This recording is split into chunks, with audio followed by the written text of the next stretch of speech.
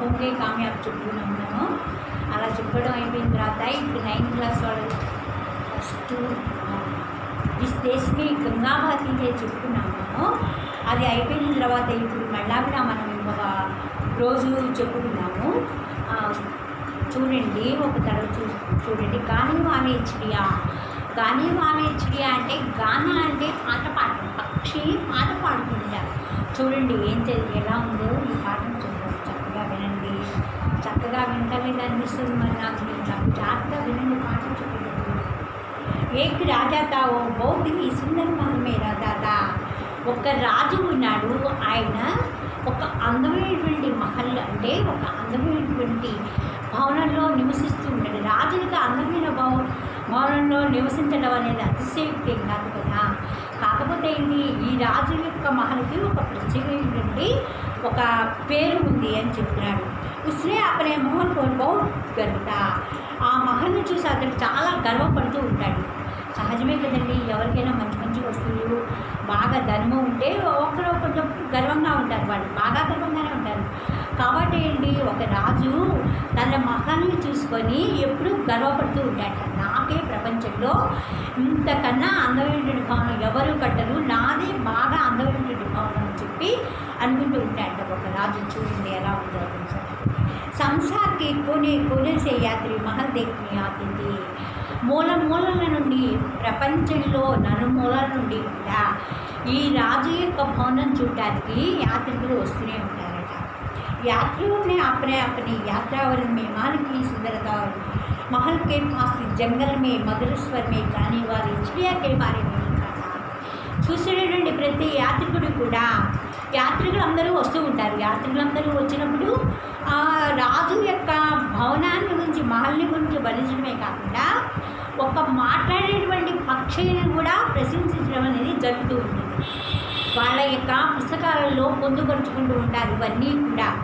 కాబట్టి ఒక రాజుగారికి ఎంత పెద్ద మహల్ ఉందో, ఆ రాజు బలాన్ని గురించి బలాన్ని దేశాన్ని పరిపాలించే రాజుకు ఒక పెద్ద మహల్ ఉంది. దాన్ని చూసుకొని ఆయన గర్వపడుతూ ఉంటాడు. కాబట్టి ఆ మహల్ని చూడటానికి దేశ విదేశాల నుంచి, నలుమూలల నుంచి కూడా యాత్రికులు వస్తున్నారంటే ఆ మహల్ యొక్క గొప్పతనం గురించి చెప్పుకోదగ్గ విషయమే ఖచ్చితంగా కూడా. ఆ యాత్రికులు వచ్చిన వాళ్ళందరూ కూడా వాళ్ళ వాళ్ళ యొక్క పుస్తకాలు రాసుకునేటప్పుడు ఖచ్చితంగా ఈ మహల్ గురించి మాట్లాడేటువంటి పక్షుల గురించి చక్కగా రాయటం అనేది జరుగుతూ ఉంటుంది. కాబట్టి రాజుకి గర్వకారణమే కదా. మహల్ అంటే సహజంగా నిర్మించుకుంటారు. రాజుకు ఒకటే 2-3 ఉండేవాళ్ళకి మహల్. కాబట్టి కానీ ప్రత్యేకంగా మనం చూడాలంటే ఈ మాట్లాడే పక్షి, అదేంటి రాజు ఒక మాట్లాడే పక్షిని పెంచుకోవడం ఏంటి అనేది ఆశ్చర్యమే కదండి. కాబట్టి ఏంటి, మాట్లాడే పక్షి వల్ల రాజుకి ఏమైనా ఉపయోగం ఉందా లేదా అనేది కూడా ఆలోచించాలి మనం. కాబట్టి ఒక రాజు పెద్ద మహల్ ఉంది, ఈయనకి చాలా గొప్ప మంచి సుందరమైనటువంటి ఒక మహల్ ఉంది. కాబట్టి ఆ మహల్ గురించి యాత్రికులు వర్ణిస్తూ గాని వానే చిడియా, మాట్లాడే పక్షిని కూడా వర్ణించడం అనేది ఖచ్చితంగా జరుగుతూ ఉంటుంది వాళ్ళు. కాబట్టి ఏంటి, ఎప్పుడైతే మాట్లాడే పక్షికి విలువిస్తున్నాడో ఆటోమేటిక్గా మహల్కి కూడా అంత విలువించినట్టు కదా వాళ్ళు. కాబట్టి ఎవరైనా యాత్రికులు తమ పుస్తకంలో పొందుపరచాలంటే మొట్టమొదట మహల్ గురించి, తర్వాత మాట్లాడేటువంటి పక్షుల గురించి వర్ణించడం అనేది వాళ్ళకి సహజంగా ఉండేటువంటి విషయం. यात्रा वर्णन पढ़ने से राजा को गाने वाले चिड़िया के बारे में पता चला. మాట్లాడే పక్షిని గురించి ఈ రాజుగారి యొక్క అంతే కదా 10 మంది చెప్పుకుంటుంటే వాడికి తీర్మింపజేస్తూ ఉంటుంది. కాబట్టి రాజు కూడా అంతే కదా. రాజు ఒక మహల్ని కట్టించుకున్నాడంటే అందులో గొప్పతనం ఉంది, ఏదో బాగా ప్రత్యేకత ఉంది. కాబట్టి ఆ మహల్ని గురించి యాత్రికులు చూడటం అనేది జరుగుతూ ఉంటుంది. ఆ మహల్లో ఉండేటువంటి మాట్లాడే పక్షుల గురించి జరుగుతూ ఉంటుంది. కాబట్టి మహల్ యొక్క గొప్పతనాన్ని, మాట్లాడేటువంటి పక్షి యొక్క గొప్పతనాన్ని యాత్రికులు తమ పుస్తకాలలో పొందుపరుచుకొని వర్ణించడం అనేది కూడా ఖచ్చితంగా జరుగుతూ ఉంటుంది. కాబట్టి మాట్లాడే పక్షుల గురించి కూడా మనం చక్కగా ఆలోచించి, అసలు పాఠం పేరే గానే వాలే చిడియా కాబట్టి మాట్లాడే పక్షుల గురించి మనం చెప్పుకోవాలి. यात्रा वर्णन पढ़ने से राजा को गाने वाली चिड़िया के बारे में पता चला. उसने चिड़िया का गाना सुना जाता. అంటే మాట్లాడే పక్షి ప్రస్తుతం వరకు రాజు దగ్గర లేదు, కానీ రాజుగారు ఉండేటువంటి భవంతి దగ్గరగా, ఆ మహల్కి దగ్గరగా యాత్రికులు వచ్చినప్పుడు ఒక మాట్లాడే పక్షిని కూడా వీళ్ళు యాత్రికులు చూడడం అనేది జరిగింది. కాబట్టి ఈ మహల్ యొక్క ప్రత్యేకత, ఈ పక్షి యొక్క ప్రత్యేకత, ఈ రెండు కూడా యాత్రికులు వర్ణించడం జరుగుతుంది. కాబట్టి ఎక్కడో విని ఎక్కడో చదివిని రాజుకి ఒక కోరిక కలిగింది, ఈ మాట్లాడే పక్షిని చూడాలనేటువంటి ఒక కోరిక మటుకు రాజుగారికి కలిగింది. इसलिए उसने अपने सेवकों को जाकर उसे पकड़ना नहीं था. సేవకుల్ని పిలిచాడు. అరే పోయి ఏ ప్రదేశంలో ఉందో, ఎక్కడెక్కడుందో వెతికి ఆ పక్షిని మటుకు మీరు తీసుకురావాల్సిందే అని చెప్పి సైనికులకు ఆజ్ఞాపించాడు రాజుగారు. सैनिकों ने उसे ढूंढते समय चिड़िया के बारे में जाने वाली लड़की ఆ మాట్లాడే పక్షిని గురించి ఆ మూలలా ఈ మూలలా అందరినీ అడుగుతూ వెళుతూ ఉన్నటువంటి సందర్భంలో ఒక బాలిక వీళ్ళకి లభించడం జరిగింది. లభించడం అంటే ఆ మార్గ మధ్యలో ఒక బాలికకు కలిశారు. మీనా అంటే ఖరీద. ఆ బాలికని రోడ్డు మీద వెళ్తున్నదో ఎక్కడుందో ఏమో ఆ బాలికని కలవడం అనేది కూడా ఈ సైనికులకి జరిగింది. सैनिकों में उसे ढूंढने समय चिड़िया के बारे में जाने वाली एक लड़की मिली. सैनिकों ने अनुरोध किया पर लड़की ने चिड़िया के आवाज़ दी, हमारे राजा तुम्हारा गाना सुना चाहते हैं, क्या तुम्हें अपना गाना सुनाऊंगा అన్నాడు. వెళ్ళాడు. వెళ్ళి రాజుగారు ఈ మాట్లాడేటువంటి పక్షి ఉంది కదా, ఆ పక్షి యొక్క ఆటని వినాలి అనుకుంటున్నారు. కాబట్టి నువ్వు వస్తావా, నీ ఎక్కడుందో వెతికి పెడతావా అన్నట్టుగా మాట్లాడారు. చిడియా అనే లड़की బాత్ మాన్లి రమ్మని ఆజ్ఞాపించారు సైనికులు. పక్షికి ఒక పిల్ల దొరికింది. ఆవిడ ఏమంటున్నారు, విధంగా అరుస్తూ పిలిచింది, మన రాజుని గానాన్ని వినాలనుకుంటున్నాడు. ఆ అమ్మాయి ఆ పరిసర ప్రాంతాల్లో ఉండే పిల్ల కాబట్టి ఈ పక్షి ఎక్కడుండే విషయం అమ్మాయి తెలుసు. కాబట్టి అమ్మాయి ఎలుగెత్తి చెప్తోంది, పక్షి నీ స్వరము రాజుగారు వినాలి అనిపిస్తున్నారు, కాబట్టి నీ గానాన్ని వారికి వినిపిస్తావా అని అడిగింది. అడగటంలో తప్పలేదు కదా. ఒక రాజ్యానికి పరిపాలించేటువంటి రాజే కొంతమంది సైనికులను పంపించే తనుగా వీళ్ళు ఆ సైనికులు అటు ఇటు అడవిలో వెతుకుతుండగా ఒక పిల్ల దొరికింది. వీళ్ళకి పిల్ల దొరికినప్పుడు ఆ పక్షికి పిల్లకి సంబంధం ఉంటున్నది కాబట్టి ఆ అమ్మాయిని అడిగారు, నువ్వు గానేవాళ్ళే చిడియా, ఇక్కడ మాట్లాడే పక్షి ఉంది కదా అని అడిగింది. ఆ అమ్మాయి కూడా సరే అనుకుంది. అని ఏమంటుంది, ఈ పక్షిని గొంతుని రాజుగారు వినాలనుకుంటున్నారట, నువ్వు వినిపిస్తావా అని అడిగింది. ఆ పిల్ల పక్షిని అడిగింది. మరి పక్షి కూడా నోరు లేని జీవే కదమ్మా, కాబట్టి ఆ పక్షి అడిగింది కాబట్టి ఏం సమాధానం చెప్తుంది అని ఒక ఉత్కంఠడు అన్నమాట మనకి. సరే अपना गाना चिड़िया ने लड़की की बात मान ली. పక్షులు కానీ ఏవైనా సరే ఇతరులకి పాటను వినిపించడానికి తొందరగా ఇష్టపడదు. ఎందుకంటే తన గొంతులో తనకి పరుల కోసం కదా అరిచేది, తన కోసం తనుగా, తన ఆహార సంపాదన కోసం చక్కగా తను హాయిగా తిని ఎవరు పెడుతున్నారు పక్షులకి ఆహారం, ఎవరం పెట్టట్లేదు కదా. కాబట్టి పిల్ల అడగంగానే మళ్ళీ తిరస్కరించేసింది ఆ అమ్మాయి కూడా.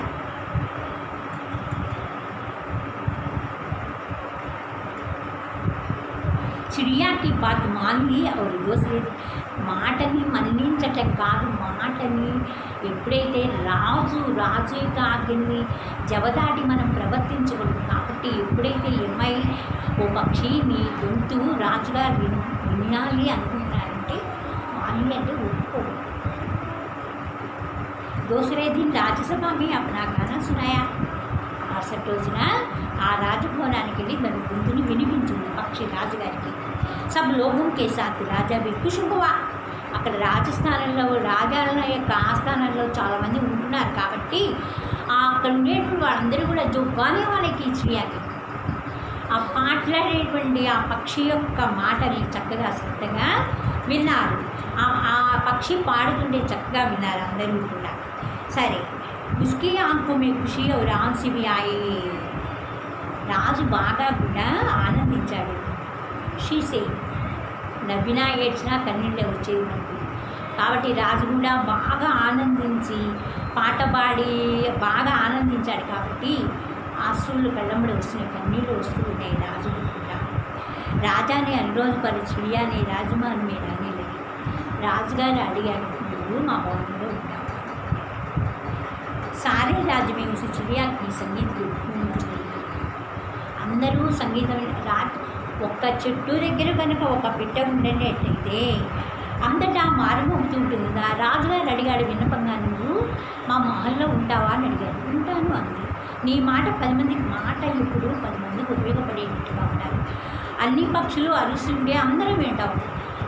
మన చెట్టు మీద ఇళ్ళ దగ్గర సరౌండింగ్స్లో ఉండేటువంటి చెట్ల దగ్గర ఏ పిట్టలు వాడినా, ఏ పక్షులు వాడినా, ఏ కోయిలు వాడినా, చిలుక వాడినా అవి ఒక రకమైన ఆవాజ్ ఉంది, ఒక రకమైన శబ్దం వినిపిస్తాయి. అందరం వింటాం. వాటికి ఏమన్నా ఇది రాజుగారి ఇల్లు, ఇది పేదవాడి ఇల్లు, వీడు ధనికుడు, వాడు లేనివాడు అలా ఏమి ఉండవు కదా.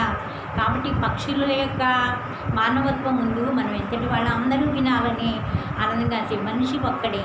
ఎవరైనా వింటే ఎక్కడ ఆనందపడతాడో, ఎక్కువ ఇదైపోతాడో అని మనం అనుకునేది కూడా మానవ మాత్రమే. కానీ పక్షి మటుకు తన గొంతును అందరికీ వినిపించాలనుకుంటుంది. అలాగే వినిపిస్తున్నది కూడా వినిపించాలనేది కూడా చెప్తున్నాడు రాజు కూడా. నీ యొక్క మాటల వలన అందరూ కూడా నీ యొక్క ఆవాసు, నీ యొక్క శబ్దాన్ని వింటారు చక్కగా. వాళ్ళు కూడా నీ పాటను విని ఆనందిస్తారు కదా చక్కగా.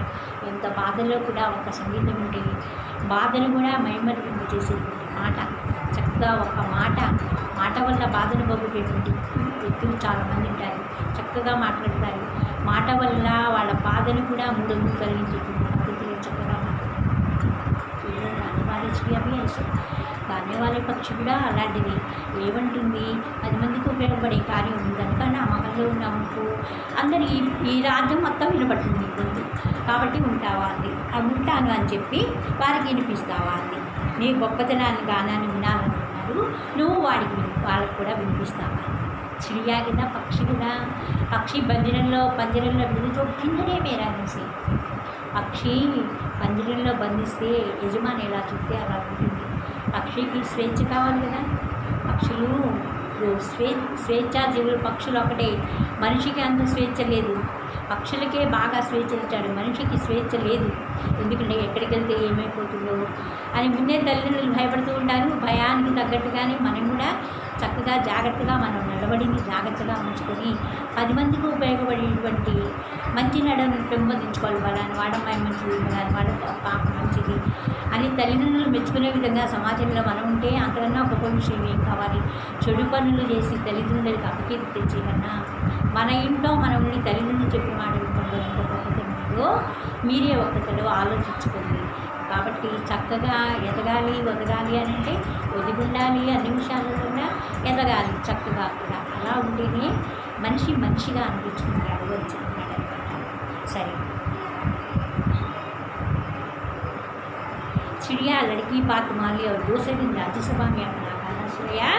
सब लोगों के साथ राजा भी खुश हुआ, उसके आंखों से खुशी से आम से भी आए। राजा के अनुरोध पर चिड़िया राजमहल में रहने लगे. రాజుగారు చెప్పిన మీదట ఆయన మాట మన్నించలేక ఈ చిలుక రాజమహల్లో ఉండటం జరిగింది. సరే, సారే రాజుని మూసించి సంగీతం వచ్చి ఆనందపడిపోతూ ఉన్నారు. మాట్లాడుతుంది కదా ఒక పక్షి, చక్కగా నువ్వేం మాట్లాడితే అది సమాధానం చెప్పేటువంటి పక్షి కాబట్టి అది మాతో గానే వాళ్ళు చిడియా పాట పాడుతూ ఉంటుంది చక్కగా. అది నువ్వు ఏ పాట పాడవండి ఆ పాట పాడుతుందో పాడదో మనకైతే తెలియదు, కానీ పాట పాడేటువంటి పక్షి కాబట్టి తనకు వచ్చిన రీతిలో తను కూడా పాట పాడుతుంటుంది. కాబట్టి నువ్వు మా రాజ్యంలో ఉండు, మా రాజ్యంలో నుండి ప్రజలందరూ కూడా నీ పాటను చక్కగా వింటారు అని. సరే, రాజుగారి యొక్క మాటను తిరస్కరించడం ఎందుకని చెప్పి జో అనురాధకి ఉండడానికి నిశ్చయించింది. एक दिन चिड़िया को खेतों में मेहनत करने वाले किसानों की याद आई और उसने मिले को खेतों की बड़ी निकल पड़ी.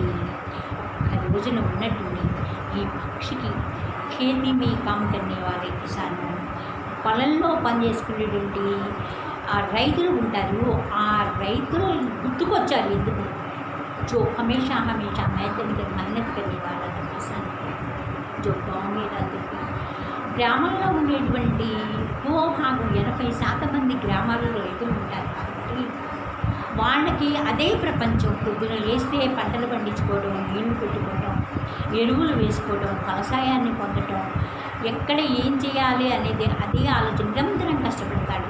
ఉద్యోగస్తులకు కూడా ఒకరోజు సెలవు ఉంటుంది, కానీ వ్యవసాయదారులు నిరంతరం కష్టజీవి కాబట్టి ఎందుకో ఉన్నట్టుండి ఆ మెహనత్ కన్నే వాళ్ళ కిసాను కష్టపడేటువంటి ఆ రైతులు గుర్తుకొచ్చారు. కానీ వాళ్ళు చిన్నప్పుడు ఆ పక్షికి చక్కగా కష్టపడేటువంటి రైతులు నిరంతరం కష్టపడతారు.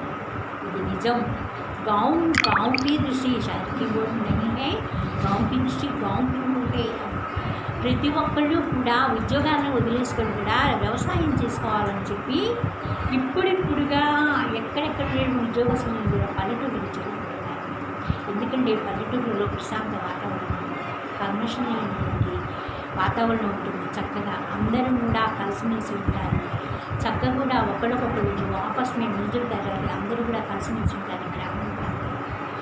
కాబట్టి ఏంటి, ప్రతిరోజు లేస్తే ఆదరింపు చక్కగా పలకరిస్తారు. బాబాయి, అన్నయ్య, పిన్ని, ఇలా మంచిగా చక్కగా బంధుప్రీతితో ప్రేమపూర్వకంగా పలకరించేటువంటి పలకరింపులు ఎప్పుడూ మనం చూసినా గ్రామీణ ప్రాంతంలో ఎక్కువగా దొరుకుతుంది. అలాగే పట్టణాలకు వెళ్తే ఎవరికి తెలియదు, పక్క వాళ్ళ అడ్రస్ కూడా వీళ్ళకి తెలియదు. కాబట్టి ఇట్లా ఉంటుంది ఈ ప్రాంతం. కాబట్టి ఒక్క తడవుగా ఈ గాలివాన్ హెచ్డియా మాట్లాడేటువంటి పక్షికి జో మెహనత్ करने वाले की किसानों की याद आई. ఎందుకో గుర్తుకొచ్చారు వ్యవసాయదారులు. అసలు ఇలా ఒక కీర్తికి నికల్ పడి వాడిని కలవాలని చెప్పి ఆ పొలం వెంబడి నడుస్తూ వెళ్తూ ఉన్నది. चिड़िया ने दिखाई देने के राजा स्वस्थ हो गया और चिड़िया का गाना सुनने के गाने लगा. వెళ్ళిపోయింది కదా, ఈ గొంతు రైతులు కూడా వినిపించాలి. నేను వ్యవసాయదారు మెహనత్ కన్నే వాళ్ళు ఎప్పుడు మీరు చూడండి, ఎవరైతే అలసిపోకుండా పొలం గట్ల ఉండి నార్లు వేసుకునే ప్రతి ఒక్క స్త్రీమూర్తి కూడా ఏవో జానపదాలు, తమకు వచ్చిన జనపదాలను చూసిన జానపదాలు కాబట్టి తమకు వచ్చిన బాణీలను కూర్చుకొని వీటికే రాగాలు ఇలాంటివేమీ అక్కర్లా. వాళ్ళకు వచ్చేటువంటి 4 మాటలను ఒక పాట రూపంలో కూర్చుకొని చక్కగా పాట పాడుకుంటూ ఉండడానికి అలసటని తొలగించుకోవడం కోసం పొలం పనులు చేసుకునే ప్రతి ఒక్కళ్ళు కూడా ఏవో వాళ్ళకు వచ్చినటువంటి పాటలను పాడుకుంటూ చక్కగా వాళ్ళ పనుల్లో వాళ్ళు నిమగ్నం అవుతూ ఉంటారు. పల్లెటూళ్ళలో ఎక్కడన్నా చూడండి, మనం అలాగే చూస్తాం. ఏ వృత్తి చేసేటువంటి వాళ్ళు, గ్రామీణ ప్రాంతంలో వాళ్ళు పనిలో అలసటని మర్చిపోవడం కోసం చెప్పి వాళ్ళ కులవృత్తులను చేసుకుంటూ కూడా ఏవో ఒక పాఠాలు, ఏవో ఒక పద్యాలు, ఏవో ఒక పాటలు, ఏవో ఒక పదాలను కూర్చుకొని కొన్ని పాటల్ని పాడుకుంటూ తను పాడి ఇతరుల చేత పాడిస్తూ ఆ అలసటని దూరం చేసుకోవడం కోసం ప్రతి గ్రామీణ ప్రాంతానికి మనం వెళితే చక్కగా వ్యవసాయదారులు ఎప్పుడైతే వ్యవసాయం చేసుకునేటువంటి ఒక పొలం దగ్గరికి మనం వెళ్ళి చూస్తే ప్రతి మహిళ చాలామంది వాళ్ళని కూర్చుకొని పని చేసుకుంటూ వాళ్ళ పనిలో ఉండేటువంటి ఆ అలసటని మర్చిపోవడానికి కోసం చెప్పి వాళ్ళకు వచ్చిన రీతిలో చక్కగా ఒక పాడీని కూర్చొని ఒక పాట రూపంలో తయారు చేసుకొని ఒక పాట ఒక ఆమె పాడుతుంటే అందరూ కూడా సహపంతి నుండి పాడుతూ వాళ్ళ పనిలో నిమగ్నం అవడం అనేది ఇలా మనం ప్రతి గ్రామీణ వాతావరణంలో గ్రామీణ ప్రాంతంలో చూస్తూనే ఉంటాం. ఇది నిజంగా చాలా చెప్పుకోదగ్గ విషయం కూడా ఇది. ఎందుకంటే అలసట ఎవరు తీరుస్తారు? పాట అలసట తీరుస్తుంది. నిరంతరం కష్టపడతాడు రైతు, 6 కాలాలు పనిచేస్తాడు. ఫలసాయం పొంది ఆ రైతు కళల్లో ఆనందం చూస్తే ప్రతి ఒక్క రైతు కుటుంబంలో చెప్పలేనటువంటి అన్నికైనటువంటి ఆనందం ఉంటుంది. వాడు ఏ ఒక్క లోపంతో, ఏ ఒక్క వ్యవసాయంలో నష్టపోయేటువంటి రైతు కళల్లో ఆ బాధను చూసి మనసు ఎందుకో కకలావికలైపోతుంది, బాధగా ఉంటుంది. అలాగే ఈ గానేవాలే చిడియా కూడా, ఈ పాట పాడేటువంటి పక్షి కూడా ఎందుకో జో మెహనత్ కన్నే వాళ్ళ కిసాన్కి కష్టపడేటువంటి ఆ రైతులు వీరికి ధ్యాసం ఇచ్చాడు. ఎక్కడైతే వెళ్ళిపోయి వాడికి పాట వినిపించడం మొదలుపెట్టిందో శ్రీయానాథకై తీసి పక్షిని చూడలేకపోయాడు రాజు. చూడలేదు కదా, పక్షి ఎక్కడో అక్కడెక్కడో ఉంది, రాజు ఎక్కడో తన మహల్ని దాటి బయటికి రాడు. కాబట్టి తన పాటని ఎప్పుడు వినిపించాలి? మళ్ళా తిరిగి అది వస్తుందో రాదో, పక్షి కదా స్వేచ్ఛాయుత వాతావరణంలో ఎగురుతూ ఉంటుంది. మరి రాజుకి పక్షి కనబడిపోయేటప్పటికన్నా ఒక రకమైనటువంటి అస్వస్థకు లోనయ్యాడు. అంటే ఆనందం లేదు వాడి ముఖంలో. ఆ రాజు ఆనందం లేదు అతని ముఖంలో. ఎందుకంటే జో కానే వాలే చిడియా జో మెహనత్ కన్నే వాళ్ళకి కిసానికి ఓర్చెల్పడి ఆ వైపుకు వెళ్ళిపోయింది. రాజు మనసు మొత్తం ఇలా కట్టలాడుతుంది. అబ్బో ఏంటి ఈరోజు ఈ పాటను నేను వినలేకపోయానంటే ఎక్కడుంది ఈ పక్షి అని చెప్పి చిడియా కా గానా సున్నే తడపని లగా. తడపని అంటే పుట్టుమిట్టాడుతున్నాడు. ఎప్పుడెప్పుడు ఈ పాటను ఈ చిడియా గానే వాలే చిడియా యొక్క పాట వినుకుంటానని చెప్పి కొట్టుమిట్టాడుతున్నాడు. ఎక్కడికి వస్తుంది పక్షి? వస్తుందో రాదు ఎవడికి తెలుసు. కాబట్టి జో మెహనత్ కన్నే వాళ్ళకి ఓర్ చెల్పడి జోక్యుతంతో ఓర్ కష్టజీవుల యొక్క వాళ్ళ కష్టాన్ని కూడా మైమింప చేయడానికి చెప్పి పొలాల వైపుకు వెళ్ళిపోయింది కదా. ఇది ఎప్పుడైతే కనిపించలేదో ఈ రాజు అస్వస్థతకు గురయ్యాడు. చాలా బాధపడుతున్నాడు. తడుపుకని మన్నా అంటే మచ్చిలి జో దేశకి తడుపుకని మన జాతికి ఈ దేశం కోసం మనం ఎలా చనిపోవాలి అంటే మళ్ళా పుట్టాలి దేశం కోసం. వదిలిపెట్టలేక దేశం కోసం తనుచాలు చేయడం వాళ్ళు చాలామంది ఉన్నారు ఈ కర్మ మీద కూడా. కాబట్టి మచిలీ చేప నుంచి నేర్చుకోమని చెప్తాడు ఒక కవి. మళ్ళా చేప తన నీళ్ళలోంచి తీసి ఒడ్డున పడేయంగానే గిలగిలా కొట్టుకుని చనిపోతుంది. जो देश के लिए भी जो वीर जवान भी తడుపుకని మన జాతికి ఒక్క ఏదైనా బాధ కలిగించేటువంటి ఒక సైనికుడి యొక్క ప్రతిబింబాన్ని మనం చూస్తే మనసంతా కూడా అక్కడికన్నా బాధతో ఉంటాం మనందరం కూడా. ఎందుకంటే సైనికుడు తన ప్రాణాన్ని ఒడ్డి పోరాడినటువంటి మహోత్తమ వ్యక్తి అయినా. కాబట్టి ఒక అమర జవానుడు అమరైపోయాడంటే ఇంత దుఃఖపడతామో మనందరం కూడా. అలాగే జో గానే వాలే చిడియా ఈ పాట పాడేటువంటి ఈ పక్షి కూడా ఒక్క తడవ కనపడకపోయేటప్పటికీ రాజు యొక్క మనసు కుట్టుమిట్టాడిపోతుంది. అస్వస్థకు లోనయ్యాడు. మరి పాట పాడుతూ ఉంటే మనం ఒక రకమైనటువంటి బాధలో ఉన్నప్పుడు బాధల్ని మర్చిపోతాం. కానీ అలాంటి పరిస్థితి మటుకు ఈ రాజుకి లేదు. నువ్వు కిసాన్కి ఓర్ జో మెహనత్ కర్నే వాలే కిసాన్కి ఓర్ చల్ జాతే హై. అది ఎక్కడో వ్యవసాయదారులు పంటలు పండించుకుంటారు, ఎక్కడికో ఎగిరెళ్ళిపోయింది. ఈ రాజుగారి చూడడానికి కుదరలేదు. కానీ కడుపుని లగే పాపం కొట్టుమిట్టాడుతున్నాడు. అయ్యో రోజు ఆ పాట వింటుంటే నేను ఆనందంగా ఉన్నాను, ఈరోజు నేను ఈ ఆనందాన్ని పొందలేకపోతున్నాను అని చెప్పి తడుపునీలుగా ఒక్క తడవ కొట్టుమిట్టాడుతున్నాడు ఆయన. किसानों के द्वारा राजा का हाल जानकर चिड़िया ने महल में आकर गाना सुनाया. చెప్పాడు పక్షి దగ్గరికి వెళ్ళి చెప్పారు, అయ్యా నీ పాట వినకపోతే రాజుగారు అస్వస్థకు లోనయ్యారు. ఎవరైనా 10 మంది మంచి కార్యం చేయాలి, నీ పాట వినిపించు, ఒక సంగీతం వినిపించమ్మా, ఏంటో మనసు బాగలేదంటే పాట పాడేటువంటి ప్రతి హృదయం కూడా కదులుతుంది. ఏదో ఒక పాటను వినిపిస్తే ఆ పాట నుంచి బాధని మనం మర్చిపోయి చక్కగా వినడానికి ప్రయత్నం చేస్తాం. కాబట్టి రాజు కూడా ఎప్పుడైతే జో గానే వాళ్ళకి మెహనత్ కర్నే వాలకో కిసాన్కి ఓర్ చెల్పడే ఎప్పుడైతే ఈ పాట పాడేటువంటి పక్షి మెహనత్ని కష్టపడేటువంటి రైతుల దగ్గరికి ఎలా వెళ్ళిపోయిందో అట్లాగే ఈ ఇతను కూడా పాట వినాలి అనుకున్నాడు. ఎందుకో ఆరోగ్యం బాగుంటుందా. ఎప్పుడైతే గానే వాలే చిడియా దూసే చెప్పడే దూరంగా వెళ్ళిపోయిందో జో మెహనత్ కర్నే వాళ్ళ కిసాన్కి వరకు చెప్పడే కష్టపడేటువంటి రైతుల దగ్గరికి వెళ్ళిపోయిందో అప్పుడు రైతు కొంత అస్వస్థతకు లోనయ్యాడు. ఆరోగ్యం చెడిపోతుంది. రాజుకు చెప్పారు, ఒక్క తడవ గానే వాలే చిడియాని ఒక్క తడవ తీసుకురండి అని చెప్పారు. సరే महल में चिड़िया महल में जाकर गाना सुनाया. इससे రాజా అస్వస్థతయ్యారు.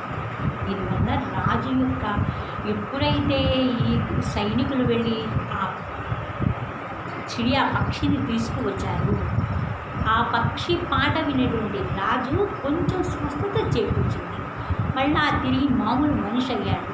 చూడండి, ఒక మోగజీవి మాట్లాడేటువంటి పక్షి వాళ్ళ భాషలో పక్షులు బాధ్యం తగ్గి మాట్లాడుకుంటూ ఉంటాయి వాళ్ళ పాటలు. మాట్లాడుకుని ఉండే పక్షులు ఎప్పుడూ కూడా. కానీ మనము మాత్రం ఆ పాట విని అబ్బో ఆనందింపజేసేటువంటి ఆ పక్షులు నిజంగా కూడా ఎంతైనా కూడా సృష్టిలో చాలా అద్భుతమైనటువంటి జీవి అది కూడా పక్షి అని చెప్పడంలో ఎటువంటి సందేహం ఉండకూడదు మనకి కూడా. సరే గానా సునాయా బాగా వినిపించింది పాట. इसलिए राधा स्वस्थदया और खुशी से आरोग्य भी आनंदंగా డాడీ चिड़िया मेरे पास बैठा తిరిగిరా जा आओ मैं तुम्हें हमेशा राजमहल में रखूंगा. ఎప్పుడు నేను రాజమహల్లో ఉంచుకున్నాను.